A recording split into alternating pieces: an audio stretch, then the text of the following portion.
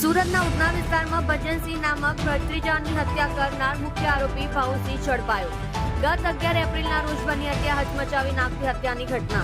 સુરતના ઉધના નવસારી રોડ પર જીઓના petrol pump સામે બની હતી સડજાહેર કરાઈ હતી હત્યા। સુરતની ઉધના સર્વેલન્સ પોલીસ દ્વારા મુખ્ય આરોપીને ઝડપી પાડ્યો। હત્યામાં વપરાયેલી બોલેરો પિકઅપ પણ પોલીસે કબજે કરી છે, જેમાં આ ચકચારી હત્યાના આરોપીઓમાં અગાઉ ઉધના પોલીસ દ્વારા પકડી પાડ્યા હતા અને મુખ્ય આરોપી ભાઉસિંહને ઉધના પોલીસ દ્વારા પકડી પાડવામાં સફળતા મળી હતી।